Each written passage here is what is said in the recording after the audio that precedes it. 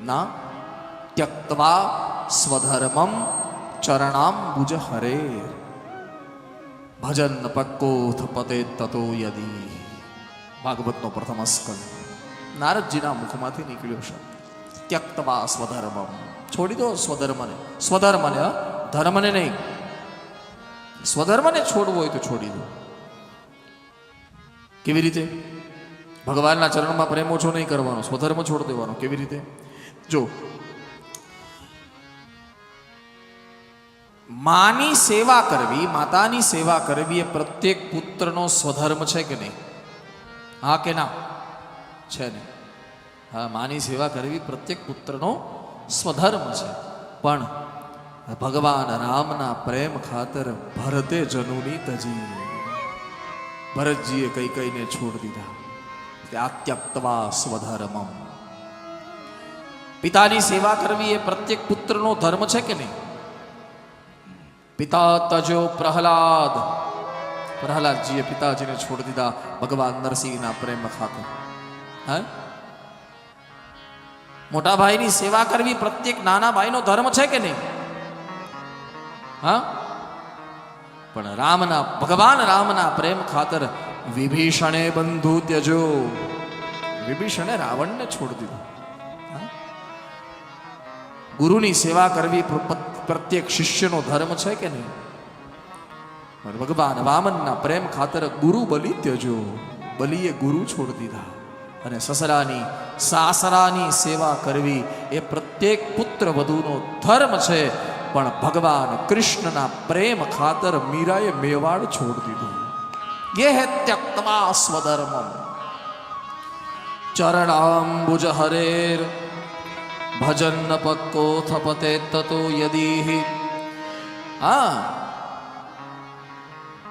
મારા તમે લખો, તમને લખવાની આદત છે. હવે એવો ગ્રંથ લખો, એવા શ્લોકો લખો, જે શ્લોકો અથવા તો જે શબ્દ જ ભગવાન હોય. એ શબ્દ સ્વયં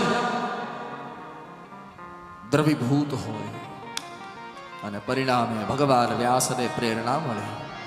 અને લખવાની આદત મેં સવારે પણ કીધું તું સાહેબ, આજે પાછો પુનરુક્તિ કરી લઉં.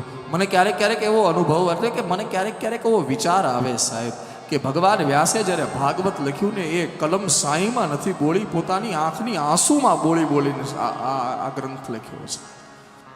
અદ્ભુત શ્લોકો છે. અપૂર્વ રસ રૂપૈવ કથા ચ અત્ર ભવિષ્યતિ. મહાત્મય એવં બ્રુવાણા વિરહાત્રુરાભૃશમ વ્રજસ્ત્રિયત્કૃષ્ણ વિષક્ત માનસા વિસૃજ્ય લજ્જામ રુરુદોસ્મ સુસ્વરમ ગોવિંદ દામો દરમાધવેતિ. ગોવિંદ દરમાધવેતિ. ગોવિંદ દરમાધવે. આવા અપૂર્વ શ્લોકો લખ્યા, અપૂર્વ શ્લોક. પણ ભગવાન વ્યાસને પાછી એક ચિંતા સતાવવા લાગી કે આ ગ્રંથ તો મેં લખ્યો, આ ગ્રંથ બનાવ્યો તો ખરો, પણ હવે આનો પ્રચાર અને પ્રસાર કોણ કરે? પોતે વૃદ્ધ છે, એનામાં એટલી શક્તિ નથી કે આનો પ્રચાર અને પ્રસાર કરી શકે. આને જન સુધી કોણ પહોંચાડે? ઘર સુધી કોણ પહોંચાડે? ઘર નહીં, ઘટ સુધી કોણ પહોંચાડે? એટલા માટે ભગવાન વ્યાસ ચિંતિત થયા. આ છે ને ભાગવતજી એ પરમ વૈરાગ્યને સંપાદિત કરતો ગ્રંથ છે. આનો પ્રચાર કરનારો પરમ વૈરાગી હોવો જોઈએ. હા, હવે વ્યાસજીએ વિચાર કર્યો, ક્યાં ગોતવા જાઓ આવું વૈરાગી? ક્યાં ગોતવા જાઓ? પૃથ્વી પર જોયું તો બધા ભોગી નીકળ્યા. વૈરાગી મળ્યા ખરા, જયેશભાઈ, વૈરાગી મળ્યા ખરા, પણ બધા ભોગવ્યા પછીના વૈરાગી. લ્યો, હા, કોઈએ 25 લીધે, કોઈએ 35 લીધેલો, કોઈએ 55 લીધેલો, ને ભોગવ્યા પછીના બધા જન્મસિદ્ધ વૈરાગી કોઈ ન મળ્યું. હા, કોઈ નહીં. હા, ભોગવ્યા પછીના વૈરાગી એટલે હા, આંખે દેખાતું બંધ થઈ જાય ને ચશ્મા ફિટ થાય નહીં, પછી સિનેમાની પ્રતિજ્ઞા કરે કે હવે ફિલ્મ જોવા નહીં જાઉં. આવા વૈરાગી ઘણા મળ્યા. લ્યો, હા, મોઢામાં દાંત રહે નહીં, ચોકઠા ફિટ થાય નહીં, પછી પાપડની પ્રતિજ્ઞા કરે કે હવે પાપડ નહીં ખાવા. આવા વૈરાગી ઘણા મળ્યા છે. જન્મસિદ્ધ વૈરાગી કોઈ ન મળ્યું.